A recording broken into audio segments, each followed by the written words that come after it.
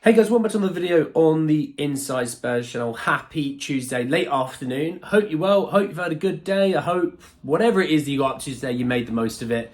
And if you're going to the gym later, make sure you're working hard. You've been told off, you've been told.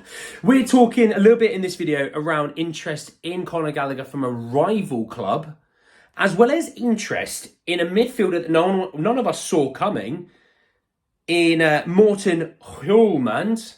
But there's an issue, big issue. So we'll talk about both of those things in this video. So just want to say, if you're new, subscribe. You're very much welcome to join us for the journey.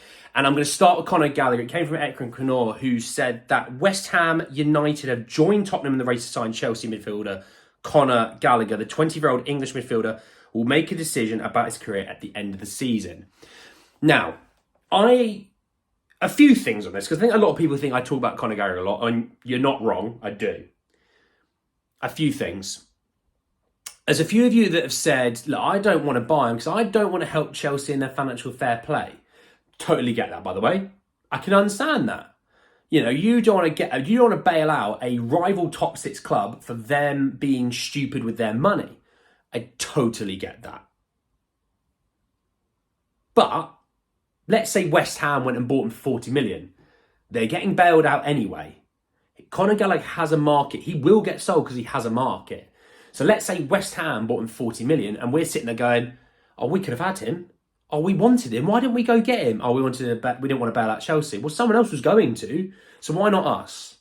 And that's why we need to look at it. We need to worry about ourselves and not worry about anyone else.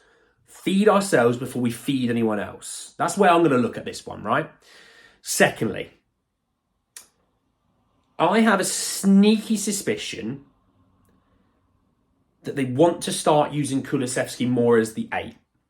Okay, so what I mean by that is you still have Bentancur, Sarr, Basuma, kind of play. They can probably all of them play the 6 and the 8. I'm not too worried about that. But when we are against a team that's sitting back on the edge of their box and doesn't really want to come out of that box unless it's the craziest counter-attack ever, we need to have the ability to break a team down. And that's why you see Ange subbing off a number 8 and sliding Kulusevski in there and bringing on a winger.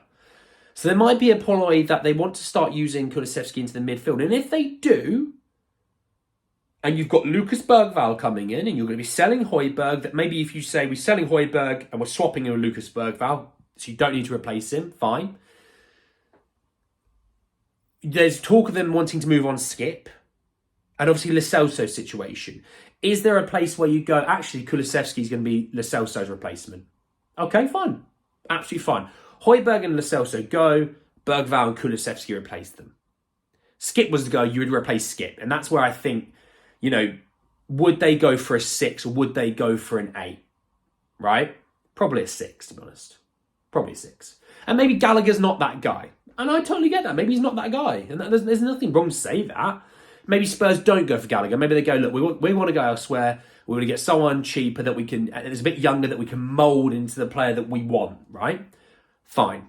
Then you would have to go and get 2 wingers. You'd have to go get Kulusevski replacement. You'll probably sell Hill, but you were going to get a winger anyway. So that's why you need 2 wingers. And maybe a striker, depending on what you want to do up top. So that's where we're interested in Rafinha, Neto, Williams, Bargi, Nusa, me, your dog, that guy's hamster, you know, whatever for the winger position. Then you look at centre-back, you're looking at left-back, you're looking at right-back, you're looking at backup keeper. So still a lot to be done, and maybe if that's what they do, they're going to go, look, we're going to slide Kulusevski into the 8, Bergvall's going to come into that as well, Lo Celso and Højbjerg are going to leave, so we're going to cash in some money there, get about 30 million. Wicked, right, we want to get a midfielder anyway, let's bring in a midfielder, Skip might leave, but we've brought in a midfielder. You know, because if you're losing Skip, you're going to get 10, 15 million for Skip because of English tax. Before you know it, you're 45 million. Let's say it's 45 million or 45 million. You replace the midfielder with that sort of money. You go and get the winger that you want and you get a cheaper winger. The cheaper winger gets paid for by the other sales. That you actually only net spend, let's say, 60 million on a winger. Not a lot of money when you think of that as being a net spend for a club who has so much bloody money to spend. Maybe Lloyd Kelly's the centre-half that you want. Not saying you would, but maybe if it was, okay, well, that's a free. We want to get a backup keeper. That doesn't really take effect on squad, you know, or we don't want to you know, lose tempo, you just get a backup keeper that you can sort of develop and mould, because next season, it'd be nice if Vic could take a game off in the midweek, you know, if we're in Europe. Or, you know, a cup game, you know, that sort of thing. Unless you have guys coming through the academy, then fine. But if not, get a replacement. And then, yeah, the fullbacks, I think we definitely need a left back and right back for sure. But yeah, maybe Gallagher isn't the guy. That's fine. There's nothing wrong with that. Let's talk about the guy that it could be. The Danish international Morten Hjulmand. I'm saying it wrong. If I'm saying it wrong, by the way. And this goes for going forward. If I ever say a name wrong and you know how to say it, could you like spell it out for me in the comments section? It sounds like break it down for me and I'll get it right from then on. So, because I have had that before with Hayuk Split. So, yeah, help me to help you. So it came from the Daily Mail that said that Danish international Morten Hjulmand emerges as a Tottenham target, but the midfielder has Arsenal's club crest tattooed on his arm and grew up idolising Patrick Vieira. The article then goes on to read, the Denmark international has been on Spurs' radar for some time, but grew up as an avid Arsenal fan and has the Gunners club crest tattooed on his upper left arm. Speaking to Portuguese outlet Record, Hjulmand, who idolised Patrick Vieira as a child, revealed his devotion for Arsenal has been passed down from his father. So, dad to son being an Arsenal fan, that's not a problem. Him idolising Patrick Vieira is not a problem. Patrick Vieira is one of the best holding midfielders the Premier League's ever seen. Not a problem. Having Arsenal tattooed on your body is a problem.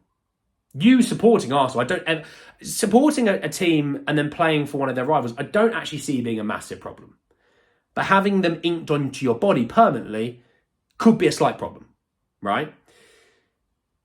So that's why I'm sitting there going, I don't really want him. But let me talk to you about who he is. So he's a midfielder that plays for Sporting Lisbon. He moved there actually in the summer from Lecce. I think it was about 15 million euros. So in the case of Sporting Lisbon, he's now probably worth about 60 million euros because they always overinflate every single deal they have out in Portugal. He's a defensive midfielder, So he's defensive midfielder. Contract expires in the summer of 2028. He's played 36 times this season across the league, the Europa League, the Portuguese Cup and the Allianz Cup. 36 played, 6 goal contributions, 2 scored, 4 assists. He's played over 2,500 minutes. Look, he's a fixture in the Sporting Lisbon team. But if I'm honest, just the club crest of Arsenal, that's my no-no. Don't mind you supporting Arsenal, because at the end of the day, it's your career. You want to keep building on your career to build a legacy. The better you play, the more money you get. The better you play, maybe you move to a club that you really want to play for. Maybe it's Real Madrid's. Maybe it's Barca. Maybe it's Bayern. Maybe it's Fleetwood Town. No offence, Fleetwood Town. You're bigger than all of the clubs that I've just said. But having it tattooed on your body is an issue. And that's why I don't want him at Spurs. Not to say he's not a good player. It's just that. But anyway, guys, at the end of the video, I hope you enjoyed. Drop a like on the video if you did. Hit me in the comment section your thoughts and feelings about my points around Conor Gallagher, West Ham's interest, all that stuff. I want to have a bit of a discussion with you in the comment section. Obviously, also on Hjulmand, talk to me about it. Do you want him even though he's got an Arsenal crest tattooed on his body or not? I want to know your thoughts and feelings about that. Subscribe to the channel if you're new and hit the bell notification for more. But anyway, guys, at the end of the video, I'll see you all very, very soon. Take care, guys.